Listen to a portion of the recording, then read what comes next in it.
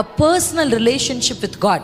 நீங்கள் அப்படி செய்கிறது தான் உங்கள் லைஃப்பில் நீங்கள் பண்ணுற பெரிய இன்வெஸ்ட்மெண்ட். ஒரு யூத் மீட்டிங்கில் நல்லா பேசி முடிச்சதுக்கப்புறம் சாட்சி சொல்ல வாங்கன்னு சொன்னான். ஒரு பொண்ணு வந்து சாட்சி சொன்னா. என்ன சொன்னான்னா, இந்த மெசேஜில் நான் என்ன தெரிஞ்சுக்கிட்டேன்னா, நான் நிறைய நேரத்தை ஆண்டவருடைய ப்ரெசன்ஸில் ஸ்பெண்ட் பண்ணணும்னு தெரிஞ்சுக்கிட்டேன். இதுக்கப்புறம் படிக்கிறத விட அதிகமாக நான் வந்து கர்த்தருடைய சமூகத்தில் என்ன ஸ்பெண்ட் பண்ணுவேன், டைம் ஸ்பெண்ட் பண்ணுவேன் அப்படின்னா.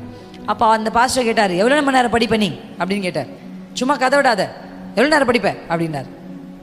அப்போ அவள் என்ன சொன்னா தெரியுமா? எத்தனை மணி நேரம் சொன்னா? 7 hours per day படிக்கிறாளாம். 7 மணி நேரம் ஒரு நாளைக்கு அவள் படிக்கிறாள்.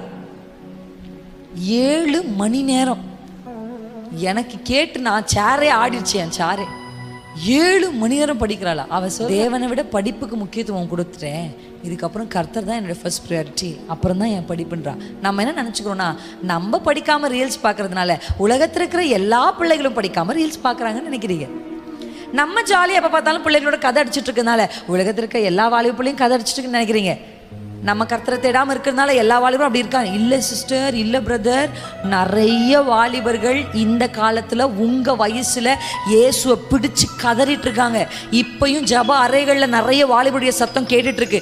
இப்பயும் ஜப அறைகளில் கண்ணீர் விட்டு தேசத்துக்காக ஜெபிக்கிற வாலிபர்கள் இருக்கிறாங்க. யூ இமேஜின், அப்படி கர்த்தருடைய சமூகத்தில் செலவிடுகிற ஒரு பையனையும் கர்த்தர் யாருனே கண்டுக்காம இருக்கிற உங்களையும் சம அளவில் கர்த்தர் ஆசீர்வதிப்பாரானால் அவர் அநீதி உள்ளவராய் மாறிடுவார்.